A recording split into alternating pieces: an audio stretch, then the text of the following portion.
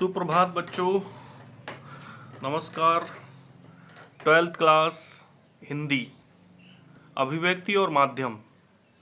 पिछली वीडियो में आपको कविता लेखन के लिए कुछ चीज़ें कराई थी। आज फिर से कविता लेखन के लिए आवश्यक घटक क्या क्या होते हैं इसके बारे में चर्चा करेंगे। तो थोड़ा ध्यान से सुनिएगा और ध्यान से समझिएगा, इम्पोर्टेंट चीज़ है ये।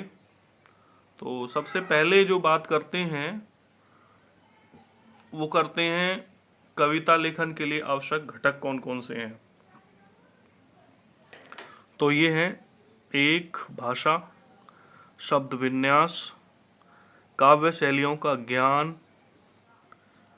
कम शब्दों में अपनी बात कहने की क्षमता, ठीक है, समय विशेष की प्रचलित प्रवृत्तियों की जानकारी, नवीन दृष्टिकोण और प्रस्तुतिकरण की कला। ये कुछ चीज़ें हैं जिन पर हम चर्चा करेंगे। ये हैं कविता लिखने के लिए आवश्यक घटक। तो सबसे पहले हम चलते हैं भाषा। कविता किसी न किसी भाषा में लिखी जाती है, बिल्कुल सच है। कविता जो है किसी न किसी लैंग्वेज या किसी न किसी भाषा में तो लिखी जाती है। अतः कविता लिखने के लिए भाषा का सम्यक ज्ञान होना जरूरी है, भाषा की जानकारी होनी बहुत ज़रूरी है। शब्द विन्यास, अगला जो पॉइंट है, अगला जो घटक है वो है शब्द विन्यास।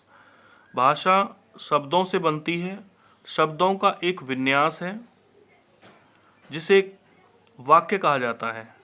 अतः कविता लिखने के लिए शब्दों के विन्यास का ध्यान रखना चाहिए कि किस तरह से वाक्य बनता है कविता के अंदर, उसकी जानकारी होनी चाहिए, उसका ध्यान होना चाहिए।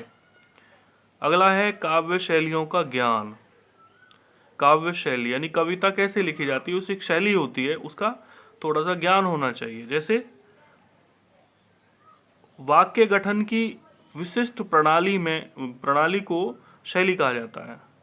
वाक्य जब गठन किया जाता है काव्य बनाने के लिए तो उसकी एक विशिष्ट प्रणाली होती है जिसे शैली कहा जाता है।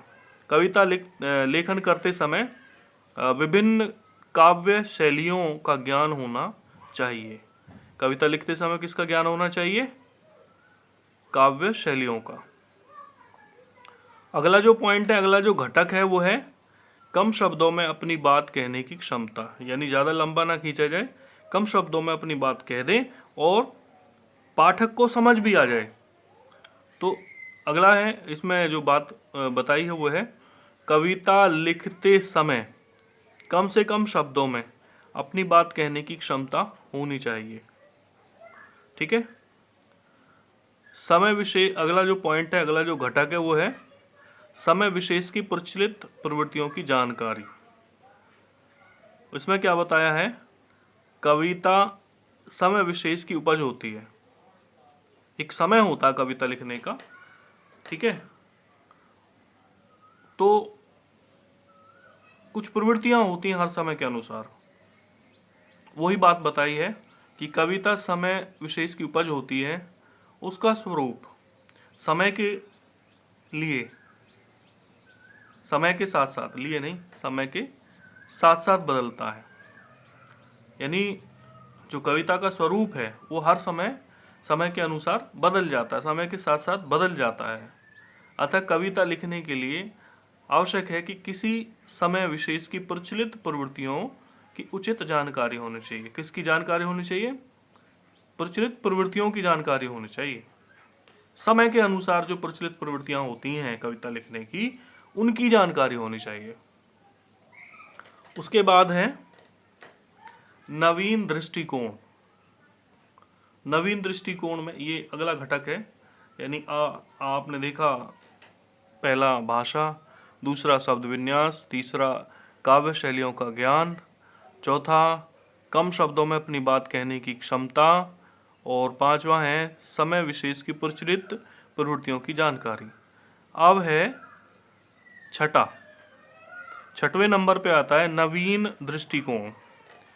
कविता लिखने के लिए नवीन दृष्टिकोण का होना अत्यंत आवश्यक है। किसका? नवीन दृष्टिकोण का होना अत्यंत आवश्यक है। इसलिए ठीक है, इसके बिना कविता लेखन संभव नहीं है। किसके बिना? नवीन दृष्टिकोण के बिना कविता लेखन संभव नहीं है। इसलिए नवीन दृष्टिकोण का होना बहुत ही आवश्यक है। ठीक है, उसके बाद है प्रस्तुतिकरण की कला। ये बहुत इंपॉर्टेंट चीज है कि कविता लिखनी तो आ गई, कविता लिख तो दी, लेकिन उसे बोल करके प्रस्तुत कैसे करना है, ये भी एक कला होती है। ये कला आनी बहुत ही जरूरी है। अगर कविता लिखने के बाद कविता को प्रस्तुत करना नहीं आता तो बेकार है फिर। इसलिए तो प्रस्तुतिकरण की जो कला है वो बहुत ही अनिवार्य वस्तु है। इसलिए कविता केवल लिखनी ही नहीं बल्कि उसे प्रस्तुत करने की कला भी आनी चाहिए। यानी केवल लिखने से काम नहीं चलता, उसको प्रस्तुत कैसे करना है, उसके प्रस्तुत करने की कला भी आनी चाहिए। प्रस्तुतिकरण की कला को प्रतिभा कहा जाता है।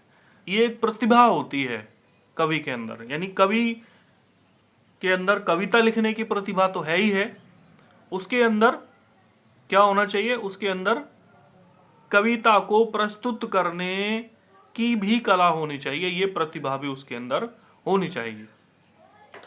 तो ये कविता लेखन के लिए कुछ घटक थे। 7 घटकों के बारे में आज बताया है और आपको उम्मीद करते हैं कि आपको ये समझ आया होगा।